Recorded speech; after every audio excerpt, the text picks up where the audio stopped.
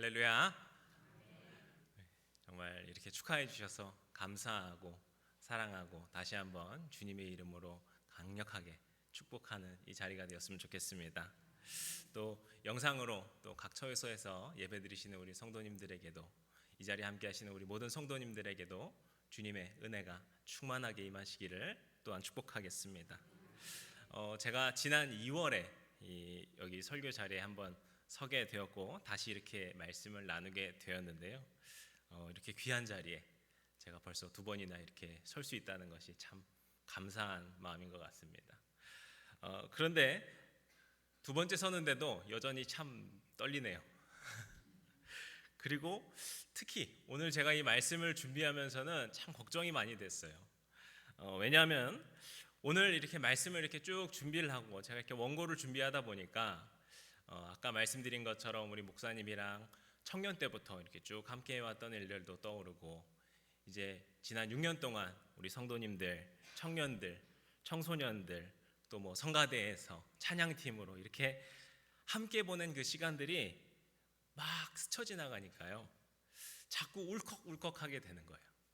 그래서 이러다가 목사 안수 받고 첫 설교 때 울기만 하다 나오더라, 뭐 이런 게 이렇게 나오면 어떡하나 해가지고 정말 걱정되는 마음으로 또 이 자리에 서기도 했습니다.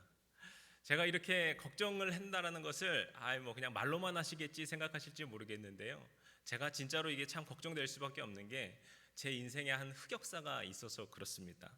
바로 제 누나의 결혼식인데요, 그때 누나에게서 결혼식 날 축가를 제가 부탁받았습니다. 그래서 뭐 별 생각 없이 당연히 축하해줘야지, 그래서 알았어 라고 말을 했는데, 결혼식 때 이렇게 누나를 보니까 갑자기 그 누나랑 함께 온 시간들이 막 지나가는 거예요, 머리에. 그러면서 또 이제 타지에서 생활을 했으니까 타지에서 생활했던 거 막 이런 것들이 떠오르니까 복받쳐 오르기 시작하는데, 결국에는 결혼식 날 펑펑 울다가 이 목이랑 눈이 막 부어버려가지고 결국에 축가도 못하고 누나한테 미안해, 축하해 이러고서 내려왔던 그런 저의 그 역사가 있습니다. 하필 그때 그걸 이 결혼식을 영상으로 찍어놓기까지 해가지고 그게 영상으로까지 남아있어요. 그래서 지금 10년이 지났는데 여전히 놀림받고 있는 게 저희 흑역사 중에 하나다 보니까 오늘 이 설교는 과연 무탈하게 지나갈 수 있을 것인가 참 걱정되는 마음으로 섰습니다. 근데 이쯤 지나왔으니까 이제 더 이상 그러지 않지 않을까 생각이 됩니다.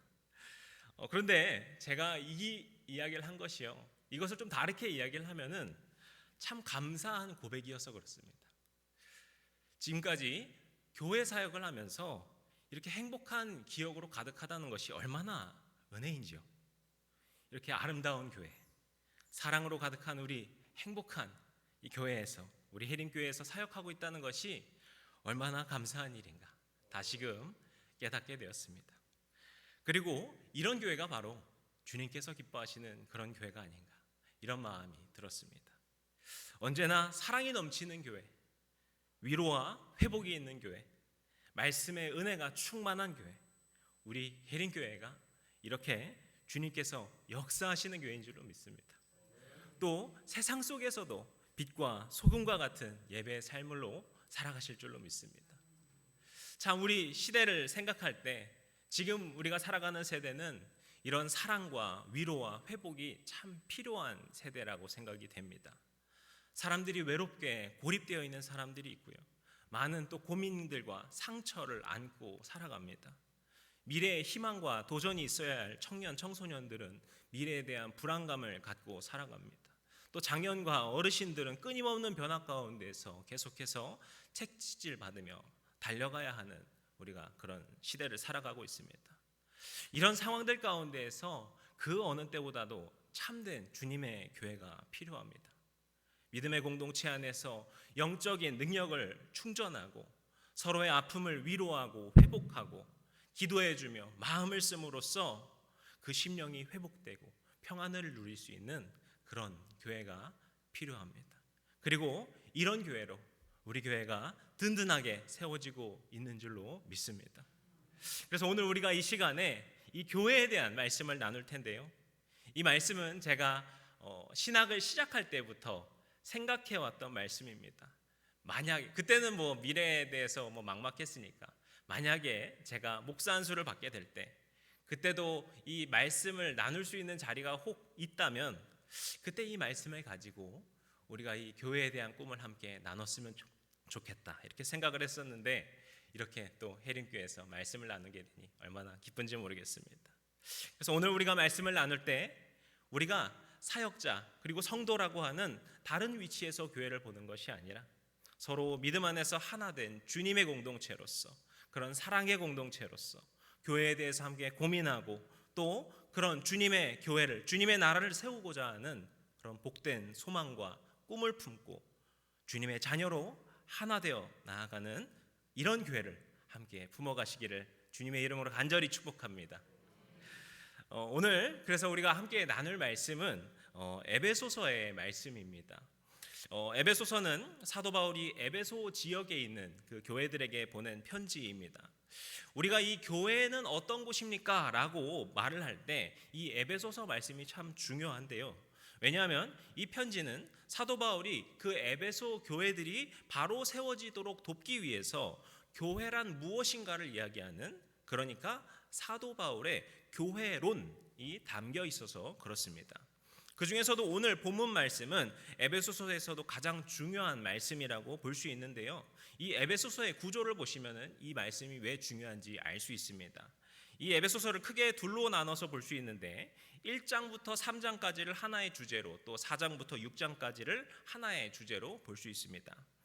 먼저 1장부터 3장까지는 사도 바울이 교회란 어떤 곳인가 라고 하는 주제를 가지고 교회에 대한 어떤 개념 그리고 그런 신학적인 이해와 같은 교회의 어떤 이론적인 이야기를 하는 것이 1장부터 3장까지의 내용입니다.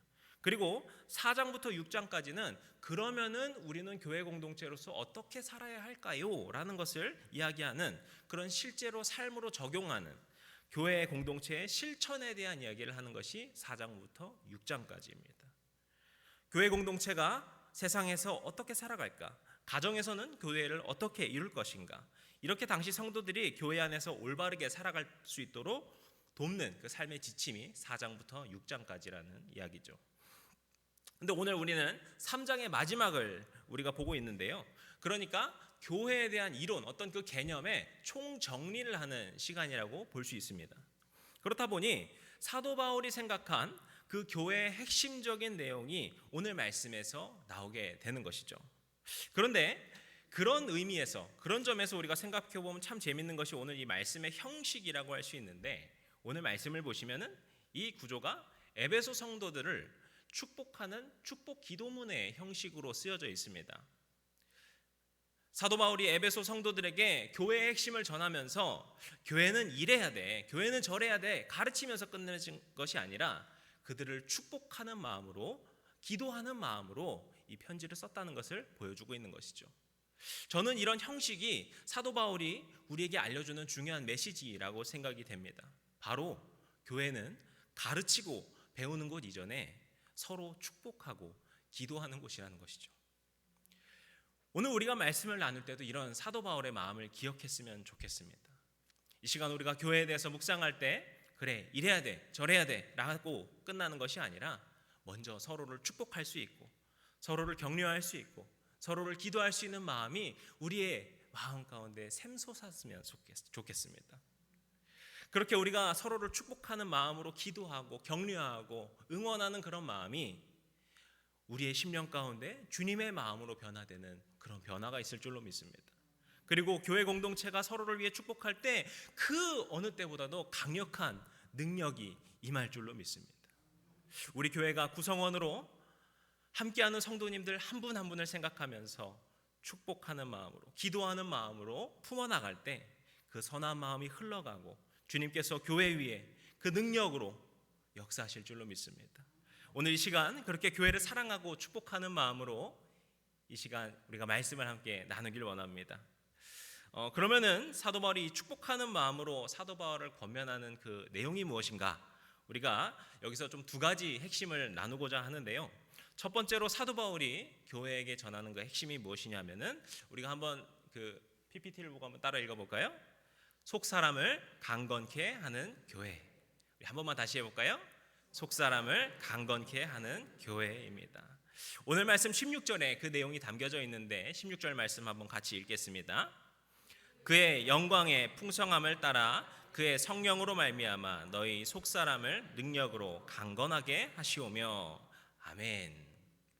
사도 바울은 성령의 능력으로 말미암아 너희의 속사람을 능력으로 강건하게 하신다, 이렇게 축복하며 기도합니다. 여기서 너희의 속사람을 강건하게 하신다는 말이 참 중요한 단어인데요, 이 속사람이라는 단어는 헬라어로 에소 안트로포스라는 것입니다. 그래서 안트로포스는 인간을 말을 하는 것이고 에소는 무엇 안에 있는 것을 이야기합니다. 그래서 에소 안트로포스라는 것은 인간 안에 있는 그 내면, 그 성품이나 그 영성과 같은 것을 말을 합니다. 그러니까 사도 바울이 교회를 향한 그 축복과 그 권면의 메시지가 무엇이냐 하면은 교회 공동체 안에서 우리 성도들의 그 내면과 심령과 그 영성이 강건하게 되어야 한다, 이것을 전하고 있는 것입니다. 우리가 성경을 쭉 보게 되면은 성경의 그 많은 인물들에게서 이 인물들이 속사람이 강건해지는 것들을 우리가 발견하게 되는데요, 창세기에서 보시면 우리가 요셉이라는 인물을 잘 알고 계실 겁니다. 다들 잘 알고 계시겠지만 간단하게만 좀 그의 삶을 정리를 하면은 그는 이 야곱의 아들로 아주 작은 크진 않았죠. 작은 족장의 아들이었죠. 그런데 그가 정말 여러 고난과 역경을 겪게 됩니다. 그런데 그 가운데서도 결국에 주님을 의지해서 그 당대 가장 강력했던 문명인 이집트의 두 번째 자리, 총리의 자리에 오르게 된다라는 것이 우리가 알고 있는 이 요셉이라는 사람의 이야기인데요, 이 그의 이야기를 보게 되면은 우리가 어떤 의미로 보면은 전형적인 성공 스토리라고도 볼 수가 있어요. 고난 가운데서도 주님을 의지했더니 결국에 하나님께서 그를 높여주셨다, 우리가 이렇게 볼 수 있죠. 하지만 이 이야기를 조금 더 잘 우리가 들여다보게 되면은 요셉의 성공이나 성취라고 하는 것은 그 겉으로 보여지는 그 이야기에 불과합니다. 그 이야기를 깊이 들여다보게 되면은 요셉이라는 인물의 속사람이 변화되는 과정을 우리가 쭉 살펴보게 됩니다. 그는 형들의 시기와 미움을 사게 되어서 이집트의 노예로 팔려가게 됩니다. 그때 얼마나 억울했을까요? 그 상황이 얼마나 화가 나고 형들을 향한 복수심이나 분노가 일었을까요? 하지만 우리가 보게 되면 이때 요셉은 어떤 분노나 복수심에 사로잡혀 있지 않고 오히려 이 과정을 통하여서 오히려 그의 내면이 강건하게 단련되고 변화되어 갔다는 것을 우리가 볼 수 있습니다. 그런 변화가 드러나는 장면이 바로 보디발의 아내의 유혹을 뿌리치는 장면인데요, 그는 보디발이라는 장군의 노예로 있었는데 그의 아내가 성적인 유혹을 하면서 동침을 하자고 요구합니다. 하지만 요셉은 그 유혹을 뿌리치는데요, 그때 그가 뿌리친 것은 어떤 인간적인 이유 때문에 뿌리친 것이 아니었습니다. 창세기 39장 9절에서 보시면은 이렇게 보디발의 아내에게 말을 하는데, 한번 같이 읽어보겠습니다. 내가 어찌 이 큰 악을 행하여 하나님께 죄를 지으리까. 아멘. 그는 보디발 장군이라는 그 사람에게 들킬까봐 그 이유를 거절하지 않았습니다. 오직 하나님 앞에 진실되고 정결한 자로 서고자 그 유혹을 뿌리쳤습니다.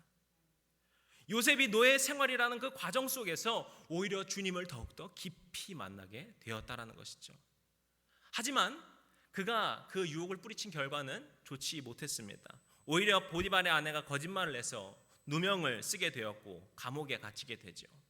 하지만 그 가운데서도 얼마나 억울할지 모르겠는데도 여전히 그는 하나님만을 의지하며 살아갔습니다. 그러다가 요셉이 꿈을 해석하는 능력이 있다는 것을 알게 되어서 바로의 꿈을 해석하러 불려 나올 때 바로에게 요셉은 이렇게 이야기를 합니다. 이번에는 창세기 41장 15절 16절인데 우리 또 같이 읽어보겠습니다. 바로가 요셉에게 이르되 내가 한 꿈을 꾸었으나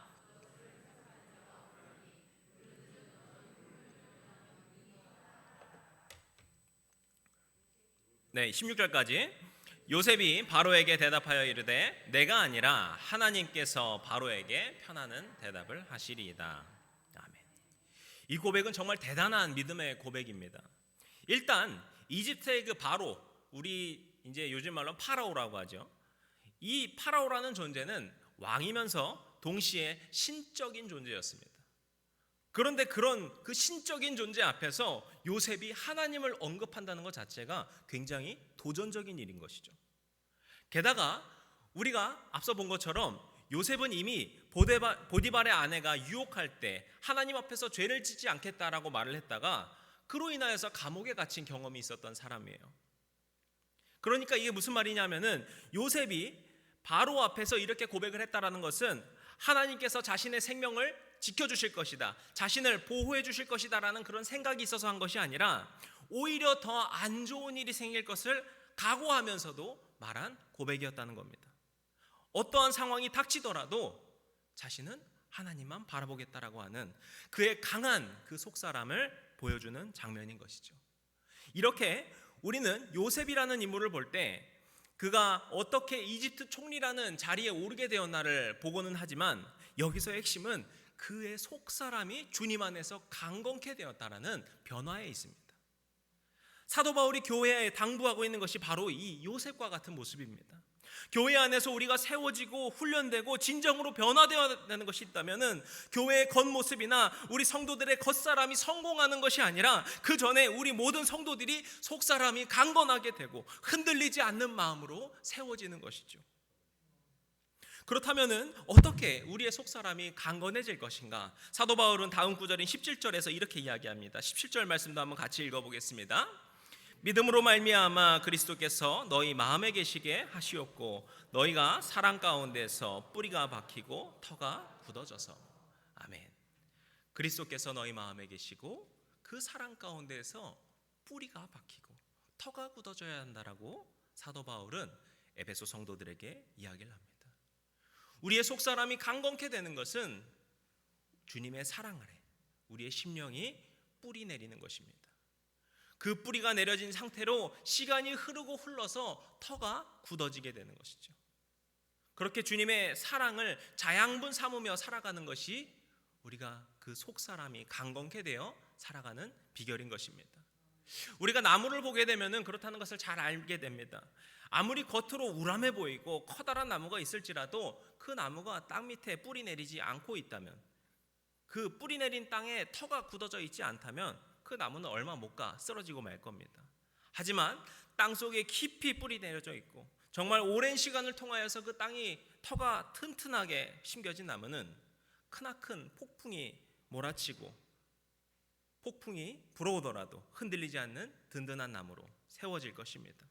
이렇게 교회의 모든 성도들, 우리 교회 공동체 모두가 이루어야 되는 그 교회의 핵심은 우리의 속사람이 강건케 되는 것, 주님의 사랑 가운데에서 뿌리가 박히고 터가 굳어지는 것입니다.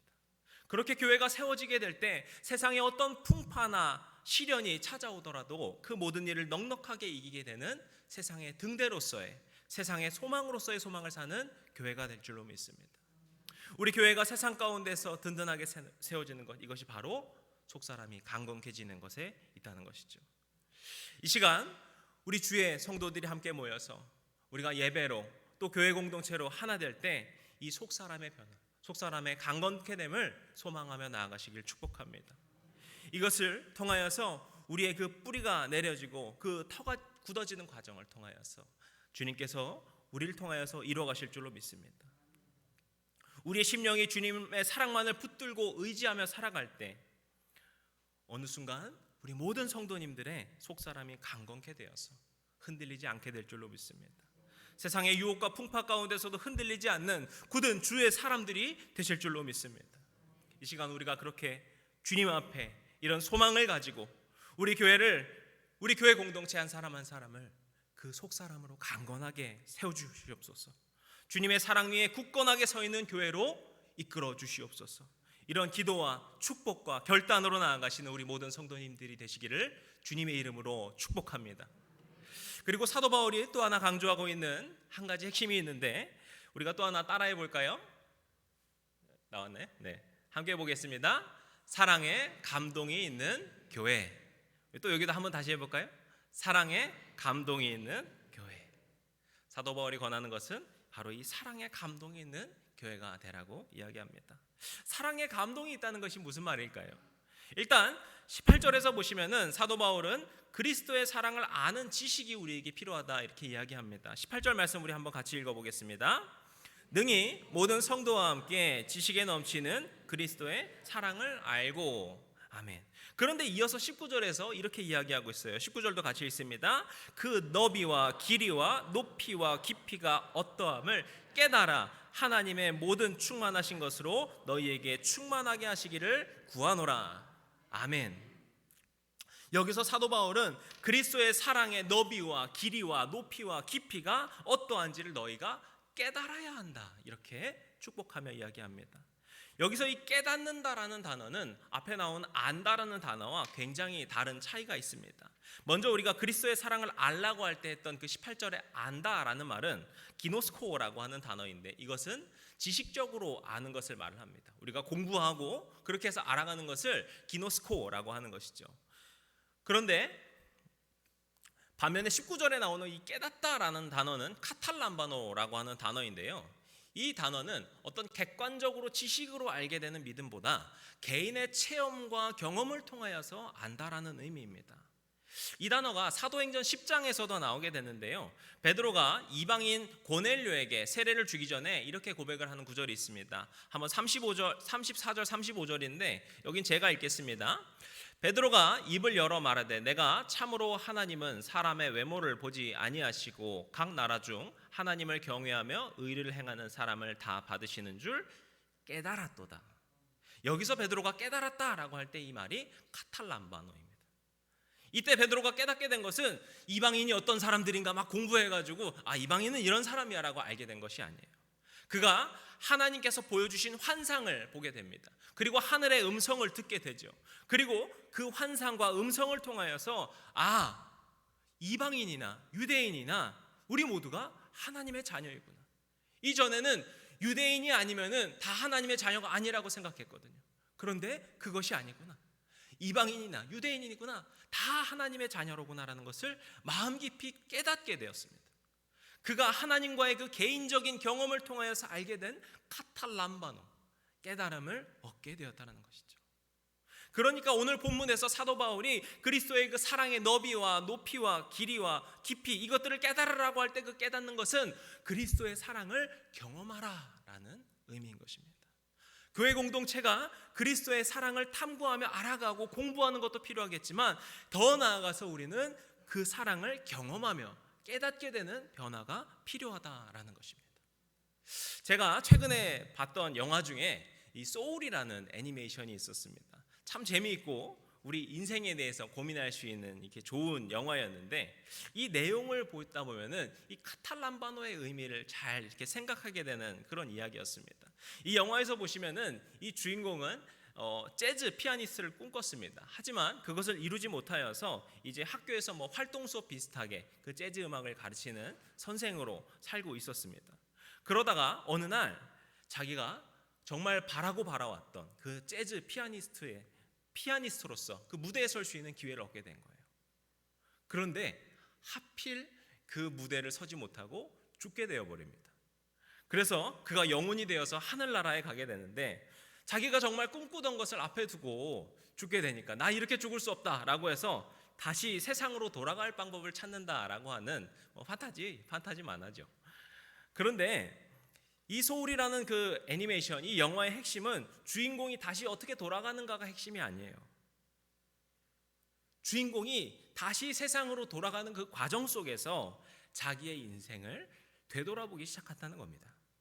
그래서 너무나도 평범하게 생각하고 당연하게 생각하고 아무것도 아니라고 생각해왔던 그 자신의 그 일상 하나하나가 얼마나 소중한 것인지를 깨닫게 된다는 것이 이 내용의 가장 중요한 줄거리입니다. 그가 자기의 인생의 소중함을 깨닫게 되는 그 과정은 인생을 막 공부해가지고 알게 된 것이 아니라 그 되돌아보는 경험을 통해서 깨닫게 된 것이죠. 저도 최근에 좀 비슷한 경험이 한 번 있었는데요. 제가 3월에 이 아내랑 같이 심하게 아팠던 적이 있었습니다. 집에서 같이 밥을 먹었는데 그때 음식이 뭐가 잘못됐나 봐요. 그거 제가 했었는데 독을 타지는 않았는데 뭐가 잘못됐나 봐요. 그래서 그날 밤에 장염이 심하게 왔는데 얼마나 그게 심했는지 막 열이 끓어오르고 토하고 하는 막 정말 고통스러운 시간들이었습니다. 그런데 저는 그나마 한두 달 정도 한두 달이래. 한두 달이면 큰일 나죠. 하루 이틀 정도 있다가 괜찮아졌는데 아내는 도저히 남을 기미가 없는 거예요. 그래서 병원에 입원을 해야 될 정도로 악화가 되었습니다. 그런데도 저도 여전히 아프죠. 애들은 또 집에 있으니까 또 돌봐줘야 되죠. 또 아내는 막 병원에 입원해 있고 뭐 코로나 때문에 뭐 면회도 못 간다고 하니까 어떤가 해서 걱정이 되는 그런 하루하루를 보냈습니다. 다행히 뭐 특별한 이상은 없었고 그냥 염증이 심했던 거여서 이제 5일 정도 있다가 아내도 이렇게 퇴원을 했는데요. 그 고생을 하고 나서 이 가족이 만나게 되는데 이게 무슨 뭐 이산 가족 상봉하는 것처럼 너무나도 반가운 거예요. 그리고 그 애틋한 마음이 드는데 가족이 이렇게 소중한 것이구나 라고 하는 그 소중함과 사랑을 깨닫게 되었습니다. 그리고 또 그때 이렇게 담임 목사님께서 이 교회 리더들에게 저와 이 아내의 상황을 쭉 전해주셨는데 그때 이렇게 성도님들이 기도해 주시고 걱정해 주신 것이 또 얼마나 감사했는지 또 교회의 그 사랑을 느낄 수 있는 시간이기도 했습니다. 이 소울의 주인공이 이 자기의 인생의 소중함을 깨닫는 것, 그리고 제가 우리 가족의 그 소중함과 교회의 사랑을 깨닫는 것, 이것이 바로 사도 바울이 말하는 그 카탈람바노, 하나님의 사랑, 그리스도의 사랑을 깨달아야 한다라고 할 때 그 깨달음입니다. 지식으로 아는 것이 아니라 그것을 경험함으로써 비로소 우리가 느끼고 깨닫게 된다는 것이죠. 바로 이런 그리스도의 사랑을 깨닫는 깨달음이 교회 안에서 나타나야 한다는 것입니다. 그렇다면은 교회 공동체 안에서 어떻게 그것을 이룰 수 있을까요? 바로 교회 안에서 성도들의 그 교제와 사랑의 나눔을 통해 주님의 사랑을 경험하는 것입니다. 사도 바울은 교회와 그리스도의 관계를 몸과 머리로 비유하는데요. 에베소서 1장 22절, 23절 말씀 우리 한번 같이 읽어보면 좋겠습니다. 같이 읽겠습니다.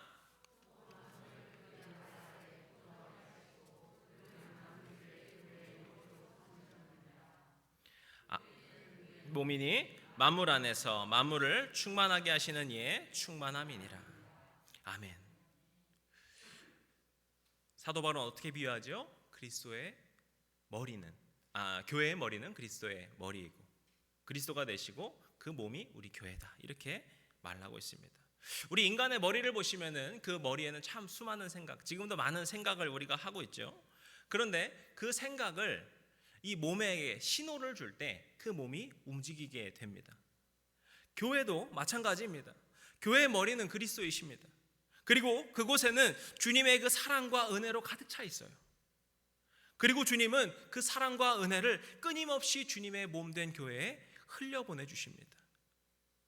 그래서 그 주님의 손과 발이 된 우리 교회는 그 주님의 사랑의 은혜를 경험하고 그 경험을 넘어서서 그 사랑을 행하고 나누면서 주님의 사랑을 우리가 경험할 수 있는 것입니다. 그것이 바로 교회의 능력인 것이죠. 그래서 교회 공동체는 날마다 그리스도의 사랑과 그 사랑의 감동이 넘쳐나는 곳입니다. 저는 지난 그 대강절에 이어서 이번 사순절에도 이 생명의 씨앗 나누기 헌신을 한 것이 참 은혜였다고 생각합니다. 왜냐하면 저의 그 작은 헌신을 통하여서 누군가를 그 돕는 손길로서 사용되었다는 것이 얼마나 감사했는지 몰라요. 또 제가 이 6년째 이 해림교회에 있으면서 아직도 우리 장로님들, 또 권사님들, 또 집사님들, 우리 성도님들이 교회를 이렇게 청소해 주시고 또 가꿔 주시고 하는 것들, 참 우리 이번에도 이렇게 꽃을 보면 너무 예쁘지 않습니까? 또 남성교회에서 이렇게 힘써 주시는 그런 것들을 보면은 얼마나 감사한지 몰라요. 그 사랑이 느껴져서. 또 우리 모든 성도님들께서 말씀을 우리가 읽고 우리가 또 맥체인 성경도 같이 읽고 있죠. 그 말씀을 읽을 때도 정말 사랑의 그 감동이 넘쳐 흘러야 합니다. 성경을 알아가는 것도 중요하겠지만 더 중요한 것은 그 말씀을 통하여서 우리에게 부어주신 그 하나님의 그 사랑의 감동을 경험해야 합니다. 그것이 바로 우리가 말씀을 읽어가는 것이죠. 찬양할 때도 마찬가지입니다. 그 찬양을 통하여서 우리가 그 사랑을 알아가는 것이고요. 우리가 이제 매월 첫째 주마다 셀 모임을 하고 있죠. 우리가 셀 모임을 하는 이유가 무엇일까요? 서로의 삶을 나누면서 주님의 그 은혜를 함께 나누고 또 위로할 일이 있을 때 위로해 줄 수 있고 격려해 줄 일이 있을 때 격려해 줄 수 있고 그렇게 주님의 사랑을 서로 나누게 되는 거예요. 그것이 인간적인 사랑을 넘어서서 정말 주님의 사랑으로 우리가 서로 교제하게 될 때, 그것이 바로 주님의 사랑에 감동이 있는 교회가 되는 줄로 믿습니다. 저는 바로 우리 교회가 그런 교회로 나아가고 있는 줄로 믿습니다. 오늘 이 시간에 참 저에게 뜻깊은 날이고 정말 새로운 출발과 같은 날인데, 정말 우리 많은 성도님들께서 이렇게 축복해 주시고 축하해 주셔서 얼마나 감사한지 모르겠습니다. 앞으로 또 우리 목사님들 그리고 우리 성도님들과 함께 동역하며 함께 나아가고 싶습니다. 그때 우리가 바로 이 말씀들을 기억하길 원합니다.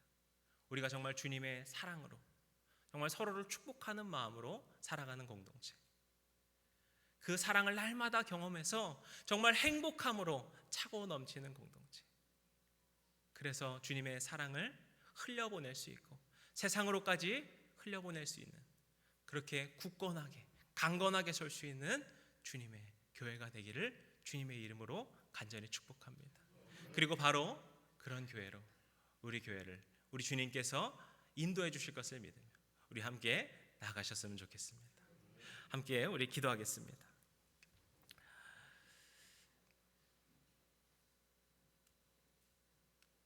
우리를 사랑하셔서 죽기까지 사랑하여 주신 주님, 이 시간 이 말씀의 자리에 이 부족한 종을 세워주시사 주님의 말씀을 대언토록 하여 주심에 감사합니다. 그리고 이 시간 우리가 교회에 대해서 함께 묵상할 수 있는 이 시간을 주심에 또한 감사드립니다. 우리 해림교회를 주님께서 주님의 그 사랑하시는 교회로, 그 사랑과 감동이 넘치고 속사람이 강건케 되는 교회로 주님께서 붙들어 주시옵소서. 그렇게 우리 교회 성도 한 사람 한 사람을 세워 주시옵소서. 그리고 그것이 우리가 세상으로 흘려보내서 세상에서도 우리가 그렇게 승리하며 살아갈 수 있는, 주님의 그 사랑을 전할 수 있는 그런 사랑의 공동체가 되도록 주님께서 우리를 붙들어 주시옵소서. 시간이 지나고 지날 때마다 우리의 뿌리가 더욱더 깊어지게 하여 주시고 주님의 사랑 아래 그 뿌리가 터가 굳어지도록 든든하게 주님께서 세워주시옵소서. 그래서 넉넉한 마음으로 서로를 위로할 수 있게 하여 주시고 서로를 용서할 수 있게 하여 주시고 서로를 사랑할 수 있게 하여 주시고 서로를 축복할 수 있게 하여 주시고, 그렇게 날마다 주님의 능력으로 세워줄 수 있는 교회로 주님께서 붙들어 주시옵소서. 한 주간 살아가는 우리 모든 성도님들에게 주님의 사랑과 은혜를 베풀어 주시옵소서. 모든 말씀 우리를 사랑하시는 우리 주님 예수 그리스도의 이름으로 기도드렸습니다. 아멘.